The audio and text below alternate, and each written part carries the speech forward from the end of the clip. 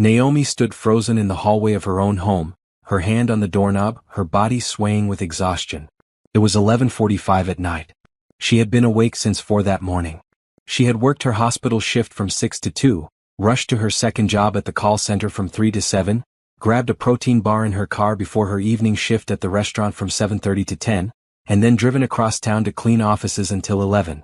Her feet throbbed in her worn sneakers. Her back ached from bending and lifting. Her eyes burned from lack of sleep. But she had made it home. She could shower, maybe eat something, sleep for 4 hours and do it all again tomorrow. Then she heard his voice. Derek's voice came through the bedroom door, loud and carefree, the way it used to sound back when they first met. Back when she thought he was ambitious and hardworking. Back before she knew the truth. "Man, I'm telling you I got it made," Derek said, and Naomi could hear other male voices in the background. He had the phone on speaker. "She works 4 jobs. 4. Hospital, call center, restaurant, and cleaning offices at night." The other voices laughed. "And you just sit back?" one of them asked. "Pretty much," Derek said, and Naomi heard him take a sip of something. Probably the expensive whiskey he bought while she drank tap water. "She thinks she's helping us get out of debt together. She thinks we're a team. She thinks if she just works a little harder we'll be okay." "That's cold, man," another voice said, but he was laughing too. "Cold? Nah, that's smart," Derek replied. "I made some bad bets, sure. Got in over my head with some credit cards. But why should I suffer? I got myself a personal slave who thinks she's being a good wife." Naomi's hand slipped off the doorknob. Her purse fell from her shoulder and hit the floor with a soft thud, but the voices inside the room didn't notice. "What about that girl Amber?" someone asked. "She's still around?" "Oh yeah," Derek said, and Naomi could hear the smile in his voice. "Amber doesn't know about the debt situation. She thinks I'm doing well. I take her to nice places, buy her nice things. She's fun, you know? Not exhausted and complaining all the time like Naomi." "You're using Naomi's money to date Amber?" The voice sounded almost impressed. "Where else would I get it?" Derek laughed. "Naomi works so hard she doesn't even check the bank statements anymore. She just deposits her checks and keeps going. I skim off the top for my personal expenses. She thinks every penny goes to bills. She's so tired she doesn't even think straight anymore." Naomi backed away from the door. Her legs felt like water. Her chest felt like someone had reached inside and squeezed her heart until it stopped beating. She walked backward down the hallway, her hand over her mouth to keep from making a sound. 3 years. 3 years she had been working herself into the ground. 3 years since Derek came to her with tears in his eyes, saying he had made mistakes, that he had gambling debts, that he needed her help just this once, that he would never let it happen again. She had believed him. She had loved him. She had promised to stand by him. So she took on a second job. Then a third. Then a fourth. She wore the same 3 outfits over and over because she couldn't afford new clothes. She cut her own hair in the bathroom mirror. She gave up her gym membership, her book club, her Sunday brunches with friends. She stopped visiting her mother because she couldn't afford the gas. She ate ramen and peanut butter sandwiches while Derek ordered takeout. And he had been laughing at her. He had been calling her his slave. He had been using her money to date another woman. Naomi found herself in the kitchen, staring at the sink full of dishes. Derek's dishes. The dishes she would wash before going to bed because he never did them. The dishes that would be dirty again tomorrow because he would eat breakfast and leave the mess for her. Her hands started to shake. Then her arms. Then her whole body. She grabbed the edge of the counter to steady herself. The granite was cold under her fingers. She had picked this granite. When they bought this house 5 years ago, she had spent weeks choosing the perfect color. Charcoal gray with silver flecks. She had been so happy. She had thought they were building a life together. But Derek had been building a prison. And she had been too in love, too trusting, too exhausted to see the bars. Naomi looked around the kitchen. Everything in this house she had paid for. The mortgage, the utilities, the furniture, the food. Everything. Derek's debts ate every penny she made, and somehow there were always more debts. More bills. More emergencies. Except they weren't emergencies. They were Amber. Naomi's phone buzzed in her pocket. A text from the hospital asking if she could pick up an extra shift tomorrow. They were short-staffed. She had already worked 6 days this week. Her body was screaming for rest. But she had bills to pay. Derek's bills. No. The word formed in her mind like a crack of thunder. No. She wasn't going to do this anymore. She didn't know what she was going to do yet, but she knew with absolute certainty that she would never work another day to pay for Derek's lies. She would never let him use her again. She would never be his slave. Naomi picked up her purse from where it had fallen in the hallway. She walked back to the bedroom door. Inside, Derek was still talking, still laughing with his friends about something else now. Sports maybe. Or cars. She didn't care. She didn't open the door. Instead, she walked to the guest room, the room Derek had turned into his office. The room she never entered because he said he needed privacy for work. Except he didn't work. That was another lie. Naomi opened the door and turned on the light. The room was a mess. Clothes on the floor, empty beer bottles on the desk, papers scattered everywhere. She walked to the desk and started opening drawers. She didn't know what she was looking for, but she knew she would find something. In the third drawer, under a stack of old magazines, she found a credit card statement. Then another. Then another. The amounts made her sick. $15,000 on this one. $20,000 on that one. $8,000 on another. And the charges were recent.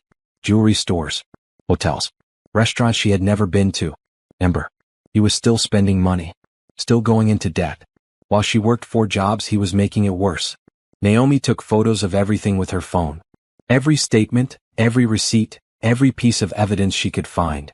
Her hands were steady now. Her mind was clear. The exhaustion had burned away, replaced by something cold and hard and focused.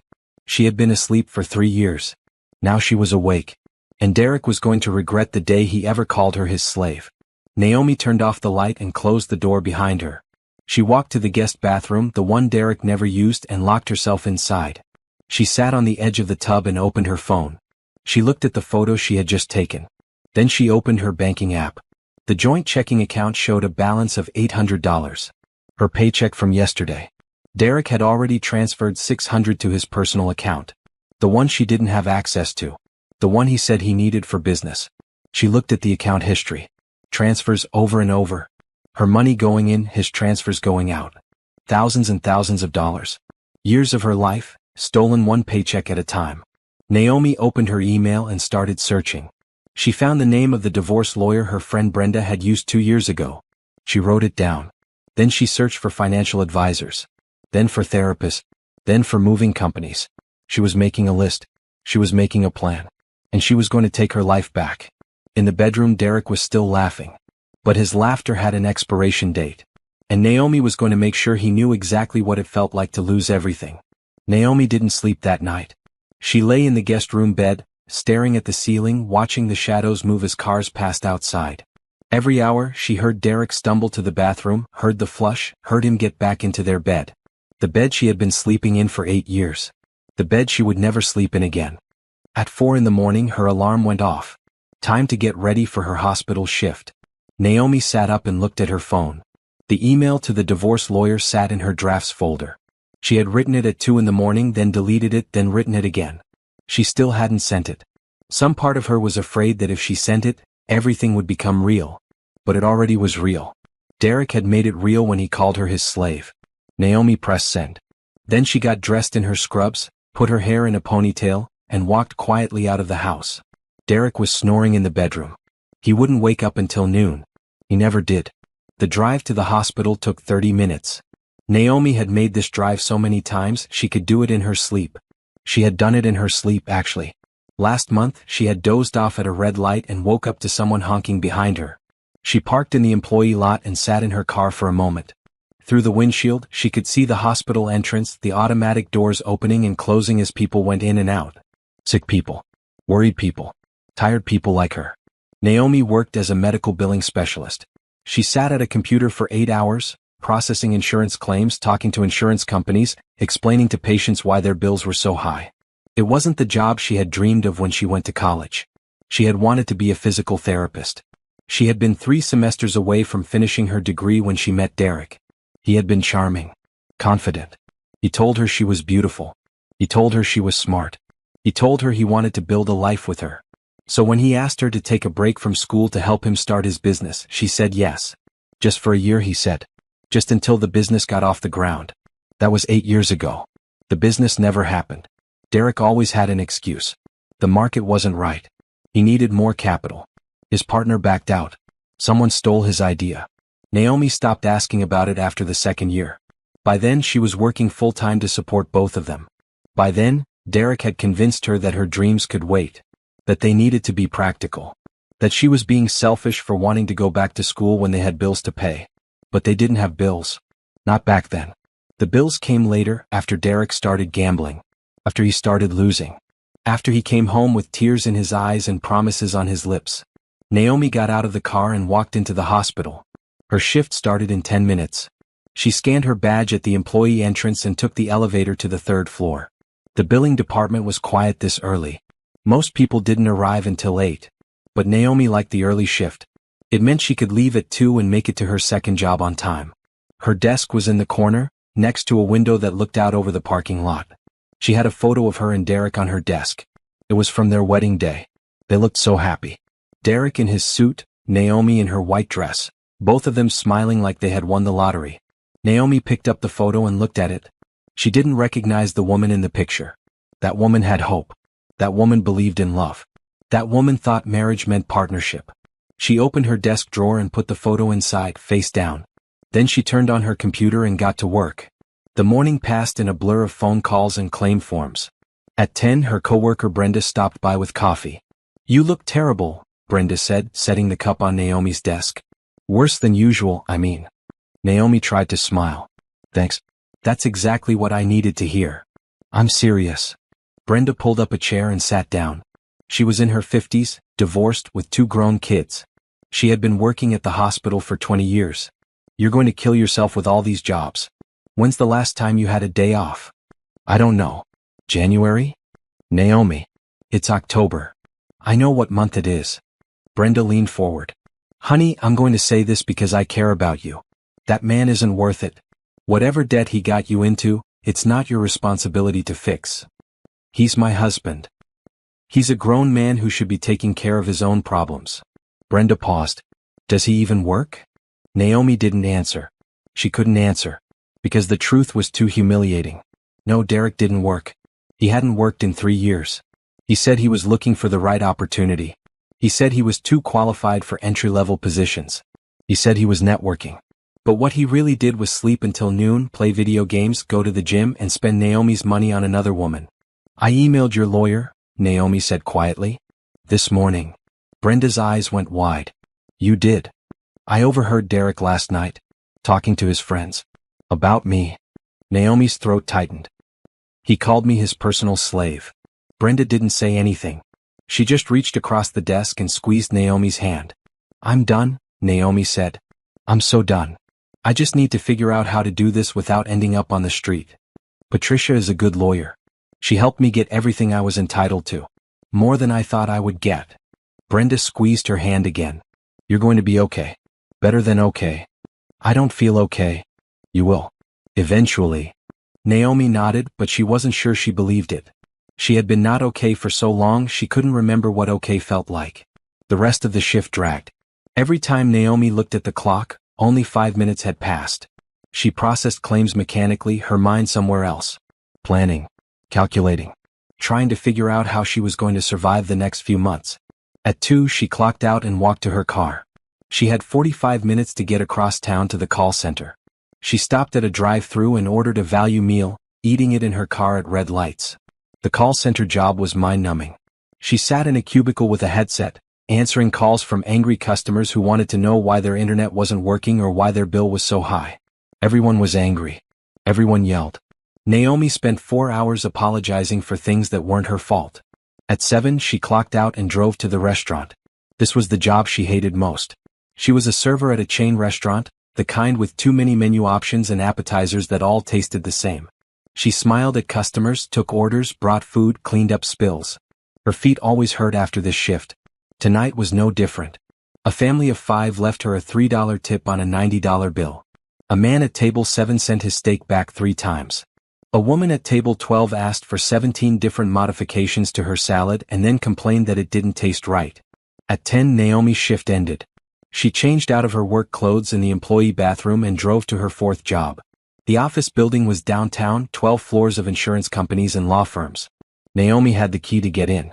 She cleaned 3 floors every night. Vacuuming, emptying trash, wiping down desks and conference tables. The building was empty except for the security guard at the front desk. He waved at her when she came in. She waved back. Naomi started on the 10th floor and worked her way down. She vacuumed in straight lines the way she always did. She emptied trash cans that were barely full. She wiped down desks where people left family photos and motivational posters. All these people had normal lives. They worked one job. They went home at 5. They had weekends. Naomi couldn't remember the last time she had a weekend. At 11:30 she finished and drove home. The house was dark except for the glow of the TV in the living room. Derek had fallen asleep on the couch. An empty pizza box sat on the coffee table. $30 pizza. Naomi had eaten a $4 value meal for lunch. She walked past him to the guest room. Her phone buzzed. An email from Patricia, the lawyer. I received your message. I have availability tomorrow at 9 if you can make it. We should talk as soon as possible. Naomi looked at her schedule. She was supposed to work the hospital shift from 6 to 2. But she had to do this. She had to start somewhere. She emailed back, I'll be there. Then she set her alarm for 5 and lay down on the guest room bed. She was still in her work clothes. She was too tired to change. In the living room, Derek snored. Naomi closed her eyes and thought about the woman in the wedding photo. The woman who had believed in happy endings. That woman was gone. But maybe, just maybe, a stronger woman was taking her place. Naomi woke up at 5 and called in sick to the hospital for the first time in 18 months. The guilt sat in her stomach like a rock, but she pushed it down. She had to do this. She had to put herself first for once. She showered quickly and quietly, then dressed in the only professional outfit she owned that still fit.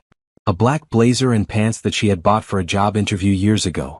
She checked herself in the mirror. She looked tired. There were dark circles under her eyes that makeup couldn't hide. But she looked determined. Derek was still asleep when she left the house. Patricia's office was in a modern building near downtown. Naomi sat in the waiting room, her hands folded in her lap, trying not to think about all the things she should be doing instead. The hospital shift she had abandoned. The bills coming due. The debt that never seemed to shrink. Naomi? A woman in her 40s stepped into the waiting room. She had short gray hair and kind eyes. I'm Patricia. Come on back. Naomi followed her to a small office with a desk and 2 chairs. The walls were covered with diplomas and certificates. There was a photo of Patricia with 2 teenagers, both smiling. So, Patricia said, settling into her chair. Tell me what's going on. Naomi told her everything. The 4 jobs. The debt that Derek had created. The overheard conversation. The mistress. The money he had been stealing. Her voice shook at first but grew steadier as she talked. Patricia listened without interrupting. She took notes on a legal pad. When Naomi finished, Patricia set down her pen and looked at her directly. First thing, Patricia said. None of this is your fault. You understand that? Naomi nodded, but she wasn't sure she believed it. Second thing. You're in a better position than you think. Did Derek tell you these were joint debts? He said we needed to pay them together. That we were a team. But did you sign anything? Credit card applications, loan documents, anything like that? Naomi thought back. No. He said he would handle the paperwork. Patricia smiled. Then legally those debts are his. Not yours. Gambling debts especially. If you can prove you didn't consent to them, you're not responsible. Really? Really? And if he's been taking money from joint accounts without your knowledge to support an affair, that's financial infidelity. We can use that in the divorce. Divorce. The word hung in the air. Naomi had been married for 8 years. She had promised forever. But forever couldn't include being someone's slave. What do I do now? Naomi asked. Patricia pulled out a checklist. First, you separate your finances. Open a new bank account in your name only. Start depositing your paychecks there. Don't tell Derek. Won't he notice? Probably.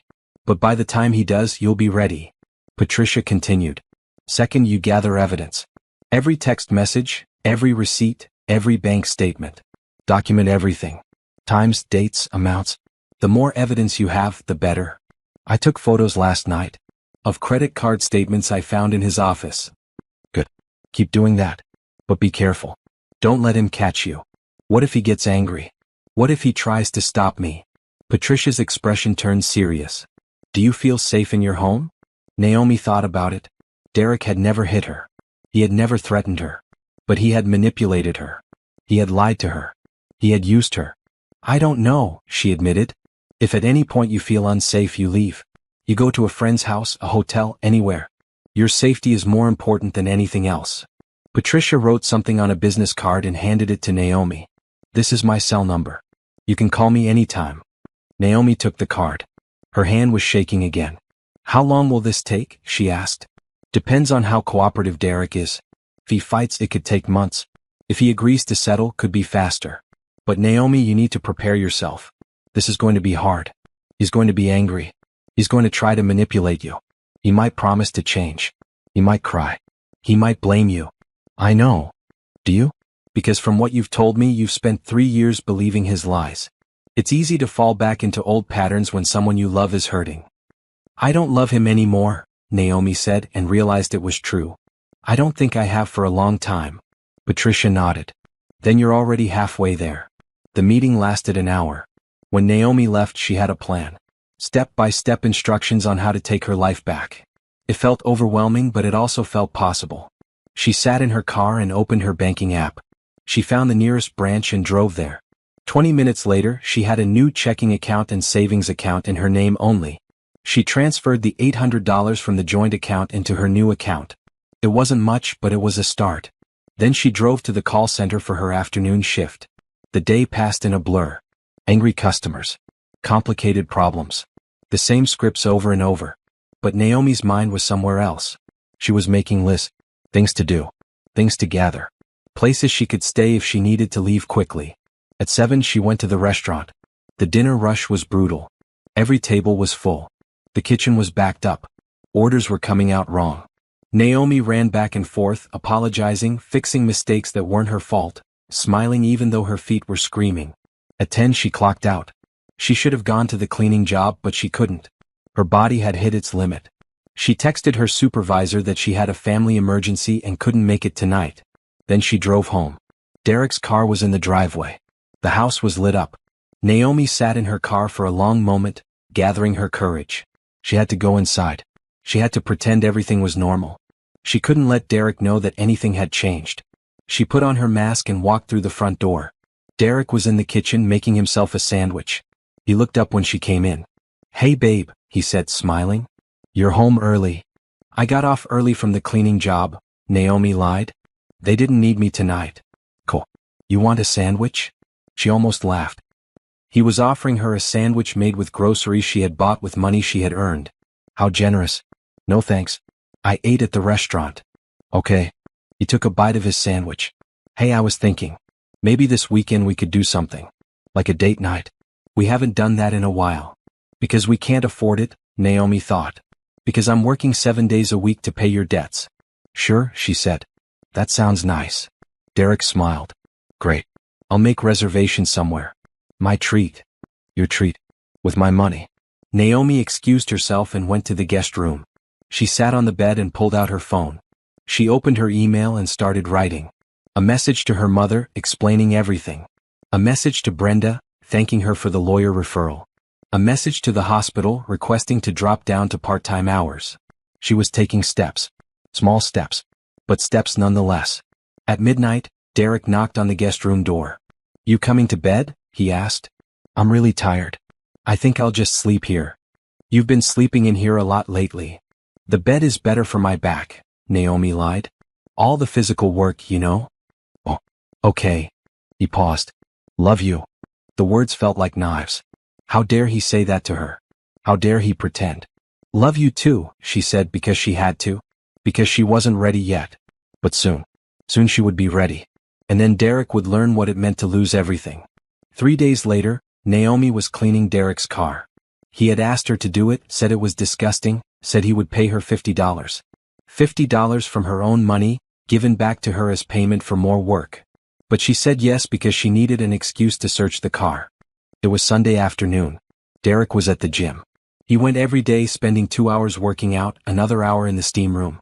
Time he could have spent working. Time he could have spent helping her. Naomi started with the trunk. Fast food bags, empty water bottles, gym clothes that smelled like they hadn't been washed in weeks. She threw it all away and moved to the back seat. More trash. A receipt from a jewelry store dated 2 weeks ago. $450 for a bracelet. Naomi took a photo of the receipt and put it back where she found it. The front seat was worse. The center console was full of gum wrappers and parking stubs. The glove compartment had old insurance cards and a bottle of cologne. Expensive cologne. Naomi had never smelled it on Derek at home. She was about to close the glove compartment when she saw it. A phone. Not Derek's iPhone. This was an Android, an older model, tucked under the insurance papers. Naomi picked it up. The screen lit up. No password. Just a home screen with a few apps. She opened the messages. The most recent conversation was with A, and the messages made Naomi's stomach turn. A, miss you already, baby? Derek, miss you too. Counting down until Friday. A, what time can you get away? Derek, noon. I'll tell her I have a job interview. A, oh, you're terrible. What if she actually believes you? Derek, she always does. She's too tired to question anything. A, poor thing. Working all those jobs. Derek, I know, right? But it keeps her busy. And it keeps money coming in. A, you're going to hell. Derek, worth it if I get to see you. Naomi scrolled up. Weeks of messages. Months. They had been together for 2 years, just like the earlier texts indicated. They met at a bar. Derek told Amber he was an entrepreneur. He told her he was successful. He told her he was separated from his wife. All lies. But Amber believed them. Naomi kept scrolling. She found photos. Derek and Amber at restaurants. Derek and Amber at the beach. Derek and Amber in hotel rooms. In some photos, Amber was wearing jewelry. Expensive jewelry. The same jewelry from the receipts Naomi had found. Amber was young. Mid-20s maybe. She had long red hair and a bright smile. She looked happy. She looked like someone who thought her life was going exactly the way it should. She had no idea she was dating a liar who funded their relationship with his wife's money. Naomi took photos of everything. Every message. Every photo. Every piece of evidence. Then she put the phone back exactly where she found it and continued cleaning the car. Her hands were shaking. Her chest felt tight. But she kept working. She vacuumed the seats. She wiped down the dashboard. She cleaned the windows. By the time Derek got home from the gym, the car looked brand new. Wow, he said, walking around it. This looks amazing. Thanks, babe. No problem, Naomi said. He pulled out his wallet and handed her 2 20s and a 10. Here. For all your hard work. Naomi took the money. Her money. Given back to her like a tip. Thanks, she said. Derek went inside to shower. Naomi sat in her own car and looked at the photos on her phone. Message after message of Derek and Amber planning their future. A future that included Naomi's money but not Naomi. She thought about confronting him. Walking into the house and throwing the phone at him. Screaming. Demanding answers. But that wasn't the plan. Patricia had been clear. Gather evidence. Separate finances. Make a strategy. Then strike. Naomi opened her new banking app. She had been depositing her paychecks into her new account for 3 days now. She had $1,100 saved. It wasn't much, but it was growing. She had also made an appointment to see a therapist. First session was tomorrow. Patricia had recommended her, a woman who specialized in financial abuse and manipulation. Financial abuse. That's what this was. Naomi had looked it up. The patterns were all there. Derek controlling the money. Derek creating debt. Derek isolating Naomi through exhaustion. Derek making her believe she was responsible for his problems. Classic abuse. And Naomi had fallen for it completely. Her phone buzzed. A text from Derek. What do you want for dinner? I'm thinking pizza again. Pizza he would order with her money while she ate leftovers. Naomi texted back, whatever you want. Then she opened her photos and looked at the pictures from Derek's secret phone again. She studied Amber's face. The woman looked so happy. So carefree. Did Amber know about the debt? Did she know Derek didn't work? Did she know he had a wife at home working herself to death? No. Amber thought Derek was successful. Amber thought Derek had money. Amber thought she had won some kind of prize. Naomi felt a flicker of something like pity. Amber was being lied to just as much as Naomi had been. Maybe not in the same way, but lied to nonetheless. But Naomi wasn't going to warn her. Wasn't going to reach out. Wasn't going to help. Amber had made her choices. She had chosen to be with a man who said he was separated. She had chosen to accept expensive gifts without questioning where the money came from. She had chosen to laugh about Naomi's exhaustion. And soon, Amber would face the consequences of those choices. Because when Naomi left, when she stopped paying Derek's bills, the money would dry up. The nice dinners would stop. The jewelry would stop. And Derek would have to tell Amber the truth. That he was broke. That he was in debt. That he had been using his wife to fund their relationship. Naomi wondered how long Amber would stick around after that. Not long, she suspected. Derek came back outside, his hair wet from the shower. Pizza should be here in 30 minutes. You want to watch a movie? Sure, Naomi said. She got out of her car and followed him inside. They sat on the couch together. Derek picked some action movie. Naomi pretended to watch, but she wasn't paying attention. She was thinking about her plan. About the evidence she had gathered. About the new bank account. About the therapist appointment tomorrow. She was thinking about freedom. Halfway through the movie, Derek put his arm around her. The gesture felt wrong. Invasive. Like he had no right to touch her anymore. But Naomi didn't pull away. Not yet. Soon, she told herself. Very soon. When the pizza arrived, Derek paid with cash. Naomi's cash from the joint account he still had access to. She ate 1 slice. Derek ate 6. At 11, Naomi said she was tired and went to the guest room. She locked the door and sat on the bed with her phone. She looked at the photos from Derek's secret phone one more time. Then she sent them all to Patricia with a message. More evidence. Found his phone. He's been planning meetups with her during times he told me he had job interviews. Patricia responded immediately. This is excellent. Keep it safe. Don't confront him yet. Naomi set her phone down and lay back on the bed. She stared at the ceiling and listened to the TV in the living room. Derek was still watching movies. Still living his comfortable life. But his time was running out. And he had no idea the storm that was coming. The therapist's office smelled like lavender. Soft music played from hidden speakers. The woman behind the desk was in her 50s with kind eyes and a calm voice. I'm Dr. Helen, she said. Patricia told me a little bit about your situation. But I'd like to hear it from you. Naomi had thought she would feel embarrassed talking to a stranger about her marriage. But instead she felt relief. This was someone who would listen without judgment. Someone who wouldn't tell her she was overreacting or being dramatic. She told Dr. Helen everything. Not just the facts but how she felt. The exhaustion. The confusion. The way Derek made her feel like she was never doing enough. The way he twisted every conversation to make her feel guilty. Dr. Helen listened. She took notes. When Naomi finished, she set down her pen.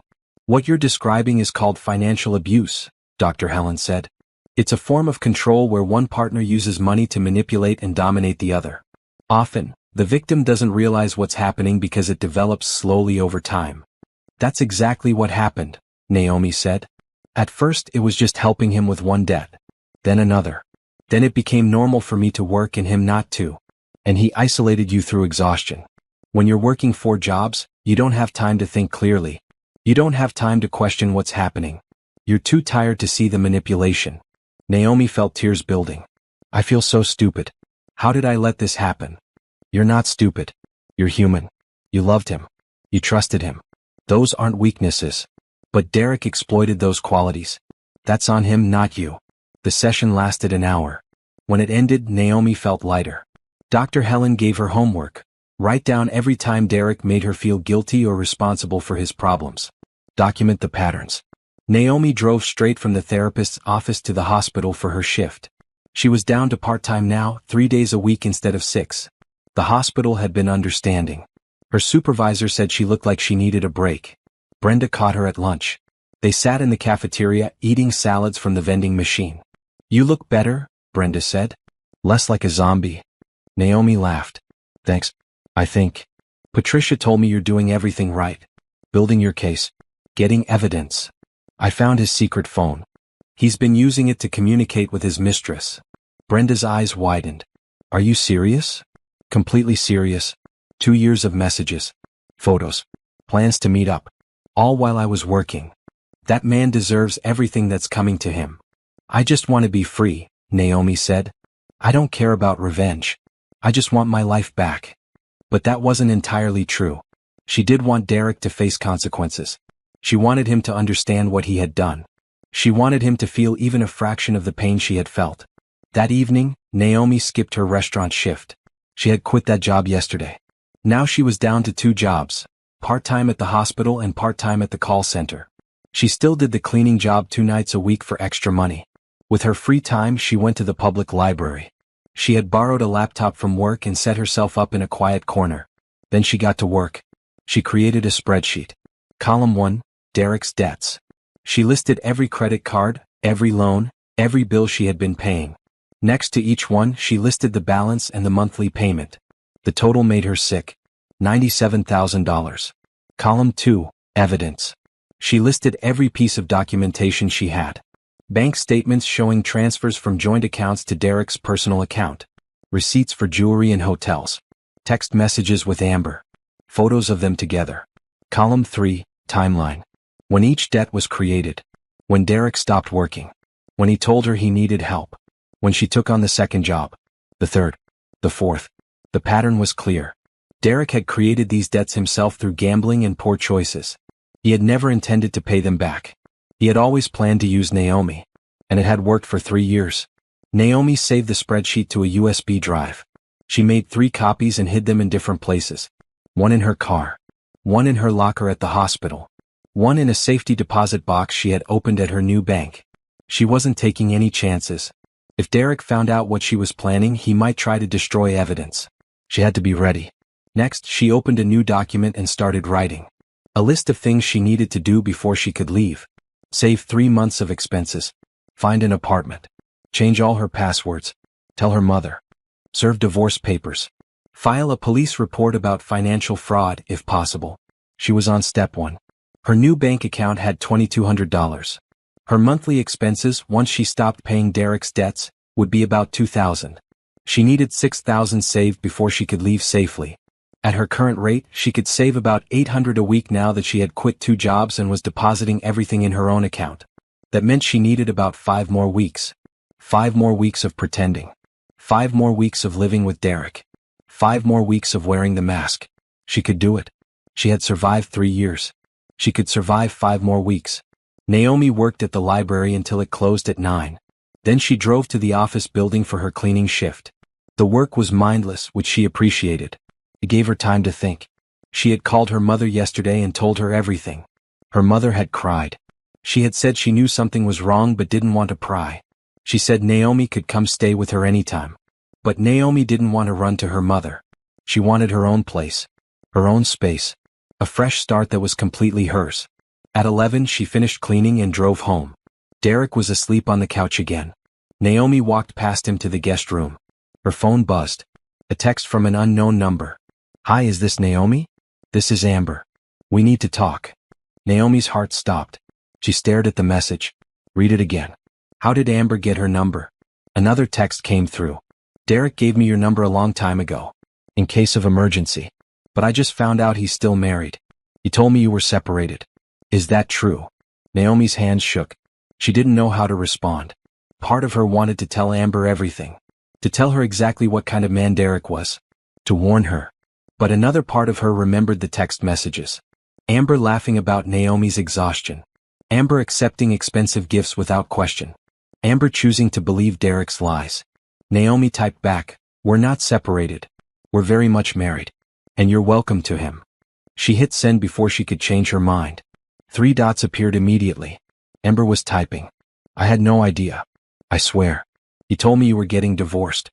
He told me it was just a matter of paperwork." Naomi typed, "He lied. He's been lying to both of us. But I'm done being lied to. If you want to stay with him, that's your choice. But know that he has no money. He has no job. And he has $97,000 in debt that I've been paying off. When I leave, that debt becomes his problem. Good luck." She turned off her phone and put it in her drawer. She didn't want to talk to Amber. Didn't want to hear her excuses or her shock or her apologies. Amber was Derek's problem now. And in 5 weeks, Derek would be nobody's problem but his own. Amber didn't text again. But Derek started acting strange. He was on his phone constantly, typing and deleting messages. He kept asking Naomi about her schedule. He wanted to know when she would be home. She had plans. If anything had changed. Naomi knew Amber must have confronted him. And now Derek was scared. It was week 4 of Naomi's plan. She had $5,400 saved. Almost enough to leave. She had found an apartment, a small 1-bedroom across town. The landlord was holding it for her. She just needed to come up with first month, last month, and deposit. $5,000 total. She was almost there. Naomi came home from her hospital shift on a Wednesday afternoon. Derek's car was in the driveway. Unusual. He was usually at the gym. She walked inside and found him sitting at the kitchen table. His laptop was open in front of him. His face was pale. "We need to talk," he said. Naomi's heart started racing, but she kept her voice calm. "About what? Did you close our joint account?" I moved my money to a personal account. That's all. Why? Because I wanted control over my own paychecks. Derek stood up. You can't do that. We have bills to pay. You have bills to pay, Naomi corrected. Those are your debts, not mine. His face flushed red. We're married. Your money is our money. Then where's your money? Naomi asked. You haven't worked in 3 years. I've been supporting you. I've been paying your debts. And you've been spending my money on your mistress. Derek went very still. What are you talking about? Amber. I know all about Amber. Who told you? His voice was sharp. Does it matter? I know. I have proof. Text messages, photos, receipts. 2 years of evidence. Derek sat back down. His hands were shaking. It's not what you think. Really? What is it then? Because from where I'm standing, you convinced me to work 4 jobs to pay off your gambling debts while you sat home and spent my money on another woman. What part of that am I misunderstanding? I was going to end it with her. I swear. It didn't mean anything. You're right. It didn't mean anything. Because I'm done. Naomi pulled an envelope from her purse and placed it on the table. These are divorce papers. You've been served. Derek stared at the envelope like it might explode. You can't be serious. I've never been more serious about anything in my life. Naomi, please. Let me explain. Let me fix this. You can't fix this. You broke us 3 years ago when you decided I was worth more as a worker than as a wife. I never said that. You said it to your friends. I heard you. You called me your personal slave. Derek's face went white. You heard that? I heard everything. And I'm done being your slave. Naomi turned and walked to the guest room. She had already packed her essential belongings. 1 suitcase. That's all she needed for now. She could get the rest later with a police escort if necessary. Derek followed her. Where are you going? Somewhere you're not. This is my house too. Actually, it's not. Your name isn't on the mortgage. Mine is. I've been paying it for 5 years. According to my lawyer, you have 30 days to move out. You can't kick me out of my own home. It's not your home. It never was. You just lived here while I paid all the bills. Naomi grabbed her suitcase and walked to the front door. Derek grabbed her arm. Don't touch me, she said, her voice cold. He let go immediately. Naomi, please. Don't do this. I love you. You don't love me. You love my paycheck. But that's over now. She walked out the door and loaded her suitcase into her car. Derek stood in the doorway watching. He looked lost. Like he couldn't understand how his perfect setup had fallen apart. Naomi got in her car and drove away. She drove to her mother's house and sat in the driveway for a long moment. Then she called Patricia. It's done, she said. I served him. I left. How do you feel? Terrified. Relieved. Free. Naomi laughed. It sounded slightly hysterical. Is that normal? Completely normal. Are you safe? I'm at my mother's house. Good. Stay there tonight. Tomorrow we'll talk about next steps. But Naomi, you did it. The hardest part is over. Naomi hung up and sat in the car, watching her mother's house. The lights were on inside. Her mother was probably making dinner, living a normal life. A life Naomi was about to re-enter. Her phone buzzed. Multiple texts from Derek. Please come home. We can work this out. I'll change. I'll get a job. I'll pay you back. Naomi blocked his number.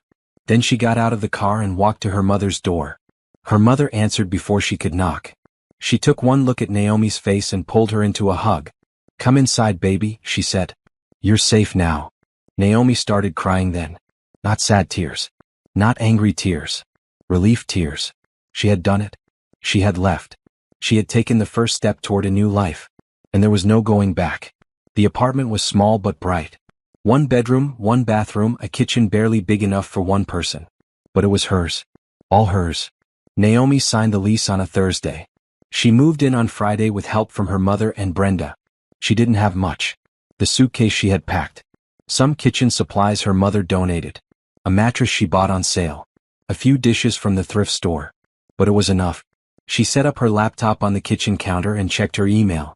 Patricia had sent an update. Derek had 30 days to respond to the divorce papers. If he didn't respond, the divorce would go through automatically. If he did respond, they would negotiate terms. Either way, Naomi was getting divorced. There was another email from the hospital. They wanted to know if she was interested in going full-time again. One of the managers had been impressed with her work. They were offering her a position in administration.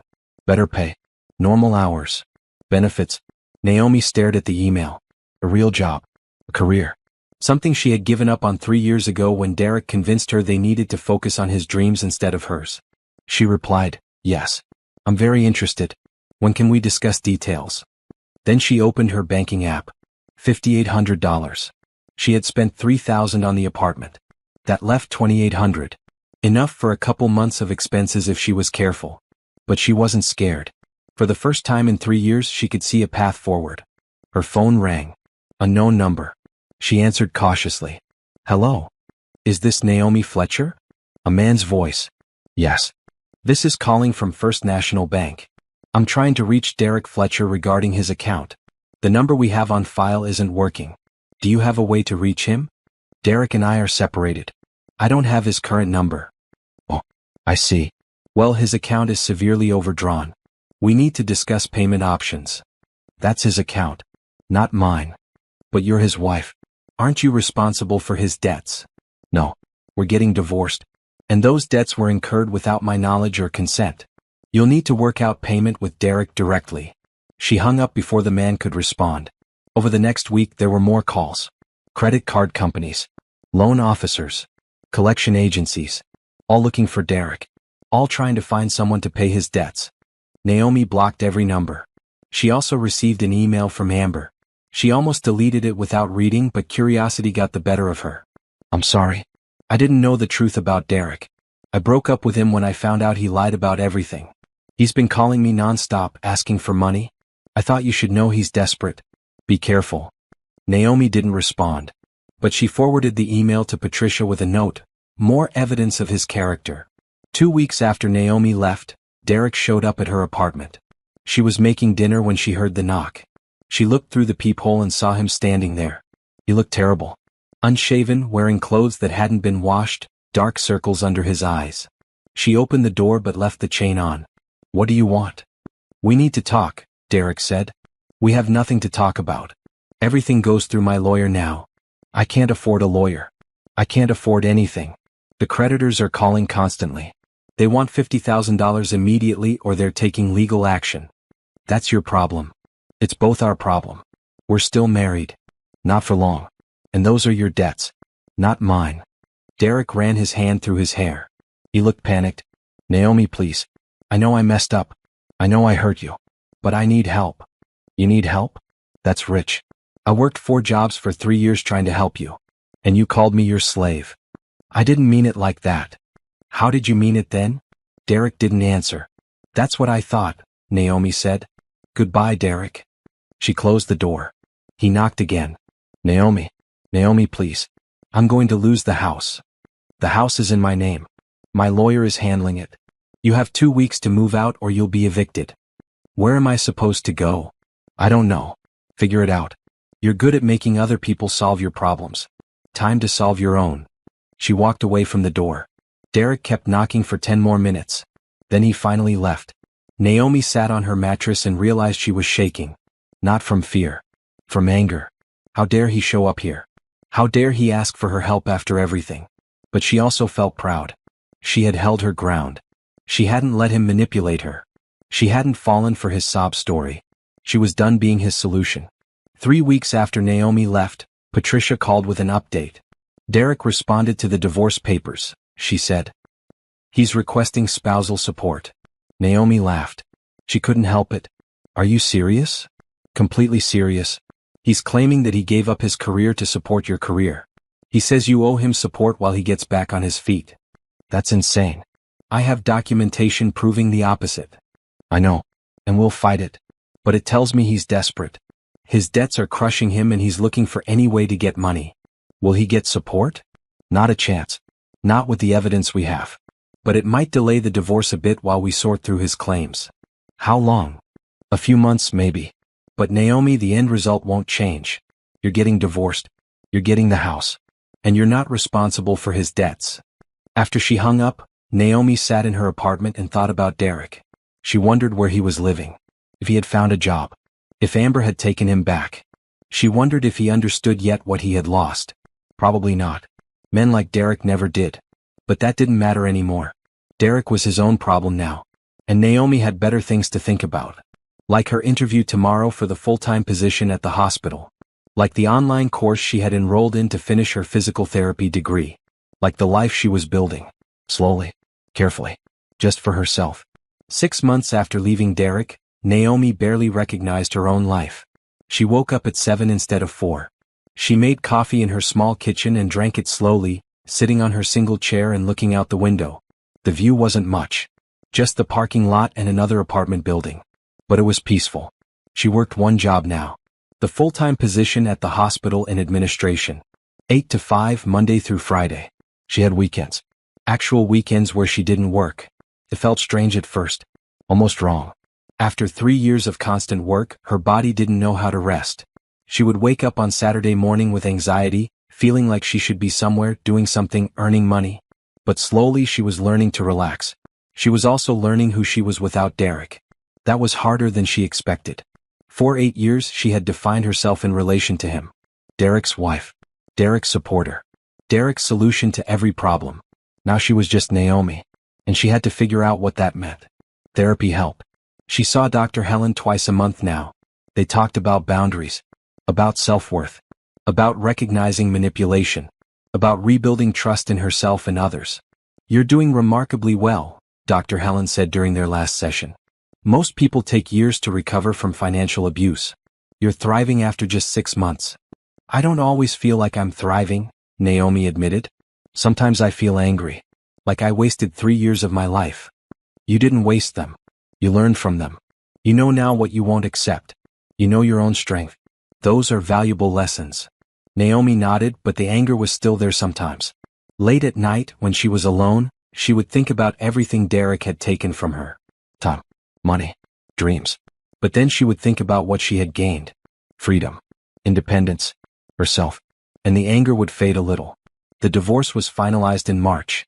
Derek had tried to fight it, but his arguments fell apart under scrutiny. Patricia had presented the evidence. Bank statements, text messages, testimony from Brenda and Naomi's mother. The judge ruled quickly. Divorce granted. No spousal support for Derek. The house went to Naomi. Derek's debts remained his alone. Naomi sold the house 2 weeks later. She didn't want it. Too many memories. Too many reminders of who she used to be. She made a profit of $40,000 after paying off her small remaining debts. She put half in savings. Used the other half to pay for her online courses and buy a reliable car. The old car, the one that had driven her to 4 jobs every day, she donated. She didn't want it either. Everything from her old life she was leaving behind. In April, Naomi enrolled in a full physical therapy program at the community college. Evening classes twice a week. She could work during the day and study at night. It would take 3 years to finish. But she had time now. She had energy now. She could do this. Her mother came to visit one Sunday and brought lunch. They ate on Naomi's small couch, the TV playing in the background. "You look happy," her mother said. "I am. Most days. I'm proud of you. I know I should have said something years ago. When I saw how tired you were. How thin you were getting. But I didn't want to interfere in your marriage." "It's okay, Mom. I wouldn't have listened anyway. I had to figure it out myself. Still, I'm your mother. I should have done more." Naomi squeezed her hand. "You're doing more now. That's what matters." In May, Brenda invited Naomi to a cookout at her house. "My son is bringing some friends. One of them is single. Nice guy. Accountant." Naomi almost said no. She wasn't ready to date. Wasn't ready to trust someone new. But then she thought about Dr. Helen's words, healing doesn't mean hiding. It means learning to live again. So she went to the cookout. Brenda's son's friend was named Isaiah. He was tall with an easy smile. He worked as an accountant at a nonprofit. He asked Naomi about her job, her studies, her interests. He listened when she talked. Really listened. "So what do you do for fun?" he asked. Naomi realized she didn't know. She had spent so many years working she had forgotten what fun was. "I'm still figuring that out," she admitted. Isaiah smiled. "That's fair. Tell you what. There's a food festival downtown next Saturday. Want to go? We can try new things and see what you like." Naomi hesitated. Then she thought about Derek. About how he never asked what she wanted to do. How he made all the decisions. Isaiah was offering her a choice. Not deciding for her. Asking. "Sure," she said. "That sounds nice." The food festival was fun. They tried Thai food, Mexican food, soul food, Greek food. They walked around talking about everything and nothing. Isaiah told her about his family, his job, his dream of traveling to Japan someday. He asked Naomi about her dreams. I want to be a physical therapist, she said. I want to help people recover from injuries, build strength, get back to their lives. That's beautiful, Isaiah said. Why physical therapy? Because I know what it's like to be broken, Naomi said. And I know what it takes to heal. I want to help other people find that strength. Isaiah looked at her with something like admiration. I think you're going to be amazing at it. They went on a second date. Then a third. Then it became a regular thing. Dinner on Wednesdays. Movies on Saturdays. Long phone calls on Sunday afternoons. Isaiah never pushed. Never assumed. He always asked, what did she want to eat? What movie did she want to see? How was she feeling? He respected her boundaries. When she said she needed space, he gave it. When she said she wasn't ready for something, he understood. I'm divorced, she told him on their 5th date. Recently. It was bad. I'm still working through a lot. Thank you for telling me, Isaiah said. We can go as slow as you need. No pressure. And he meant it. For the first time in years, Naomi felt seen. Not as a solution to someone's problems. Not as a paycheck. Not as a means to an end. Just as herself. By summer, Naomi had a routine. Work, classes, study time. Dinner with her mother on Sundays. Date nights with Isaiah on Wednesdays and Saturdays. Therapy on Thursday afternoons. It was a full life. But it was her life. She ran into Derek once at a coffee shop in September. He was working there. Behind the counter. Taking orders. He looked up when she came in and froze. Naomi almost left. But then she thought, why should she? She had every right to be here. She walked up to the counter. Hi Derek, she said calmly. Hi. His voice was quiet. What can I get you? Medium vanilla latte, please. He nodded and wrote her name on the cup with shaking hands. While he made her drink, Naomi looked around. The coffee shop was small but clean. Derek looked exhausted. Older. Thinner. He handed her the latte. That's $4.50, he said. She paid with her card. Their fingers didn't touch. How are you? Derek asked, even though he clearly didn't want to know the answer. I'm good. Really good. I'm in school. Studying to be a physical therapist. That's great. I'm happy for you. He didn't sound happy. He sounded hollow. How are you? She asked, though she wasn't sure why. Getting by. I'm working here and doing some freelance work on the side. Trying to pay down the debt. Good luck with that. Derek nodded. Naomi, I want to say. Don't, she interrupted. Whatever you're going to say, don't. It's in the past. Let's leave it there. She picked up her latte and walked out. Her hands were steady. Her heart was calm. She felt nothing but pity for him. And that's when she knew she had truly moved on. 1 year after leaving Derek, Naomi celebrated her birthday in a way she never had before. She took the whole day off work. She slept in until 9. She made pancakes and ate them slowly while watching her favorite show. She went to get her nails done. Then she met her mother and Brenda for lunch at a nice restaurant. No rushing. No squeezing things between shifts. No exhaustion. Just a normal, relaxing day. How does it feel to be 34? Brenda asked over dessert. Honestly? Amazing. Last year at this time, I was working 4 jobs and couldn't remember what month it was. Now I'm actually living. You look different, her mother said. Lighter. Like you're not carrying the world on your shoulders anymore. I'm not. I'm only carrying myself. And that's so much easier. That evening, Isaiah took her to dinner. He had made reservations at a steakhouse overlooking the river. The kind of place Naomi would have never gone with Derek because they couldn't afford it. Or rather, because Derek spent all their money on Amber. I have something for you, Isaiah said after they ordered. He pulled out a small wrapped box. Naomi opened it. Inside was a delicate silver bracelet with a single charm. A phoenix. Rising from the ashes, Isaiah explained. That's what you did. You rebuilt yourself. Naomi felt tears prickling her eyes. This is beautiful. Thank you. You're beautiful. Inside and out. And I wanted you to have something to remind you how strong you are. They had been dating for 7 months now. It was different from her relationship with Derek in every way. Isaiah was consistent. Reliable. Kind. He supported her dreams instead of dismissing them. He encouraged her instead of diminishing her. I love you, Isaiah said. I know it might be too soon to say that. But it's true. And I wanted you to know. Naomi's heart felt full. She hadn't said those words to anyone in a long time. She had thought maybe she never would again. But looking at Isaiah, she felt it. Well, real love. The kind that lifted instead of dragged down. I love you too, she said. In November, Naomi completed her first year of classes. All A's. Her professors praised her dedication and insight. One of them suggested she consider specializing in trauma recovery. Patients who needed physical therapy after accidents or violence. You have a natural empathy for people who are rebuilding, the professor said. And your own experience could help you connect with them. Naomi thought about it. She knew what it was like to rebuild. To start from nothing. To fight for every inch of progress. Maybe she could help others do the same. She signed up for additional coursework in trauma-informed care. The hospital promoted her in December. Her new title was Operations Coordinator. More responsibility. Better pay. Her own office with a window. She sat at her new desk and looked around. Diplomas on the wall. Photos of her mother, Brenda, Isaiah. A calendar with her class schedule marked in neat rows. This was success. Not the fake success Derek had promised. Not the exhausting treadmill of trying to fix someone else's mistakes. Real success. Built by her. For her. In January, Naomi moved to a bigger apartment. 2 bedrooms this time. She turned the second bedroom into a study. Desk, bookshelf, comfortable chair. A place to do her homework. A place to think. Isaiah helped her move. So did Brenda and her mother. They ordered pizza and laughed while unpacking boxes. Remember when all you had was one suitcase? Brenda said. And a mattress on the floor, Naomi added. I've come a long way.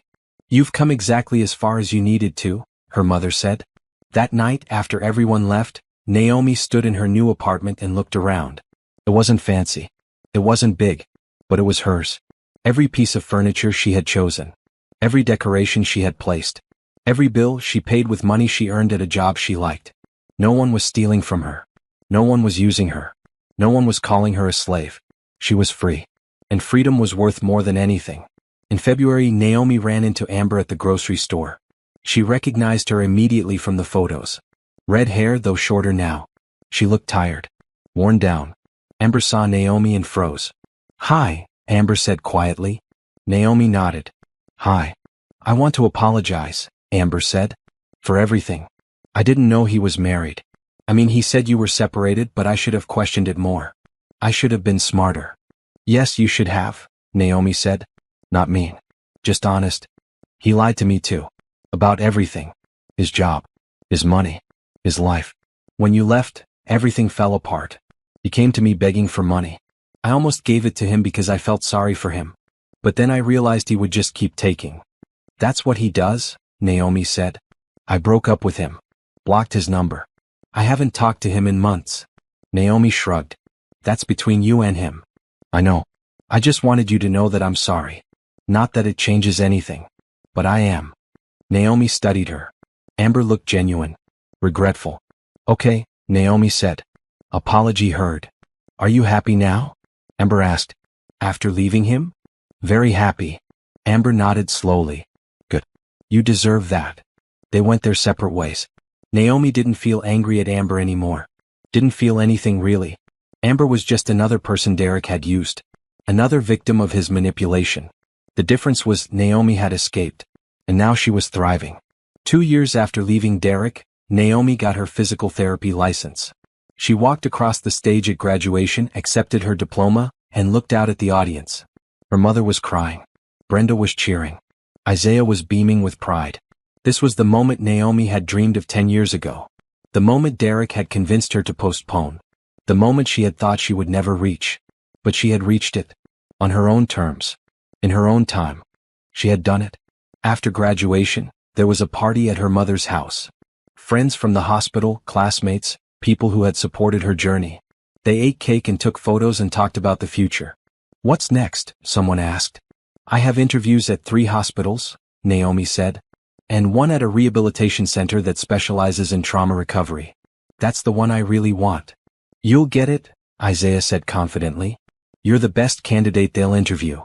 He was right. 2 weeks later, Naomi accepted a position at Phoenix Rehabilitation Center. The name felt like fate. Phoenix, rising from the ashes. Her first day she met her patients. People recovering from car accidents. From falls. From violence. People who had been broken and were learning to be whole again. She understood them completely. Physical therapy isn't just about healing your body, she told them. It's about rebuilding your strength, your confidence, your belief that you can do hard things. Because you can. I know you can. She was good at her job. Her patients responded to her. They trusted her. They worked hard because she made them believe in themselves. In May, Naomi bought a house. A small 3-bedroom in a quiet neighborhood. It had a yard and a porch and bright windows that let in lots of light. She stood in the empty living room and remembered the house she had shared with Derek. How she had paid every bill while he lived free. How she had sacrificed everything to keep them afloat. This house was different. This house was hers alone. Bought with money she earned. Paid for with her own credit. No one could take it from her. No one could claim they were entitled to it. Isaiah helped her pick out furniture. They spent weekends at antique stores and thrift shops, finding pieces with character. A dining table. A couch. Bookshelves for all the books she was finally reading again. "Move in with me," Naomi said one Sunday while they were painting the bedroom. Isaiah paused, paintbrush in hand. "Are you sure?" "I'm sure. I love you. I trust you. And I want to build a life with you. What about taking things slow? It's been 2 years. That's slow enough." Naomi smiled. "Besides, you're already here every weekend anyway. Might as well make it official." Isaiah set down the paintbrush and kissed her. "Yes. Absolutely yes." He moved in 2 weeks later. Unlike Derek, he brought his own furniture. His own dishes. His own money. He paid half the mortgage. Half the utilities. Half the groceries. He was a partner. A real partner. Not someone Naomi had to carry. In July, Naomi was promoted to senior physical therapist. She was asked to mentor new graduates. To train them. To pass on what she had learned. "You have a special gift," her supervisor said. "Patients respond to you. They push themselves harder with you than with anyone else. We need more therapists like you." Naomi thought about Derek. About how he had made her feel worthless. About how he had told his friends she was his slave. If he could see her now, what would he think? Not that it mattered. His opinion didn't matter anymore. In August, Naomi ran into Derek for the last time. She was at the mall with her mother, shopping for furniture for her home office. They were passing the food court when she saw him. He was sitting alone at a table eating cheap fast food, staring at his phone. He looked up and their eyes met. Naomi saw him hesitate. Saw him debate whether to approach. Then he stood up and walked over. "Naomi," he said. "Hi. Hi, Derek. You look great. Really great. Thank you. I heard you bought a house. And that you're a physical therapist now." "Yes, I am." He nodded. "That's amazing. I'm happy for you. What about you?" Naomi asked, though she didn't really care. "I'm managing. Finally got a full-time job. Office work. Is boring, but it pays the bills. Still paying off the debt. Probably will be for the next 10 years. "I'm sorry to hear that." Derek laughed bitterly. "No, you're not. You're right. I'm not." He looked at her for a long moment. "I was horrible to you. I know that. I used you. I lied to you. I took advantage of your love. And I'm sorry. I know it doesn't change anything. But I am sorry." Naomi considered his words. 2 years ago she would have wanted this apology. Would have needed it. Now it felt empty. Too late. Meaningless. "Okay," she said. "I accept your apology. Do you forgive me?" Naomi thought about that. Did she forgive him? Could she? "I don't know," she said honestly. "But I don't think about you anymore. I don't wonder what you're doing. I don't care if you're happy or sad or struggling. You're just not part of my life anymore." Derek flinched like she had slapped him. "I think that's worse than hate," he said quietly. "Maybe. But it's the truth. I guess I deserve that."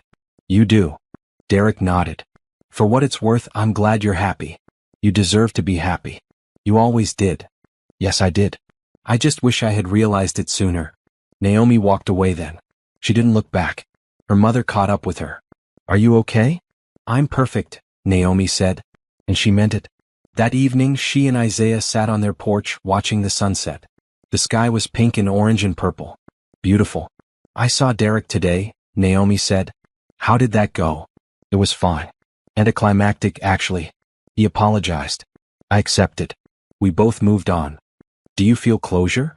Naomi thought about it. "I don't need closure from him. I already have closure. I have my life, my career, my home. That's all the closure I need." Isaiah squeezed her hand. Have I told you lately that you're amazing? You have. But I don't mind hearing it again. You're amazing. You're strong. You're brilliant. And I'm lucky to be with you. Naomi smiled. I'm lucky too. In October, Naomi celebrated her 36th birthday. They threw a party in her backyard. Friends, family, co-workers. Everyone she cared about. Brenda brought champagne. A toast, she said, raising her glass. To Naomi, who went from working 4 jobs and living in hell to being the most successful person I know. You did that. Yeah. And we're all so proud. Everyone cheered. Naomi looked around at the faces. People who loved her. People who supported her.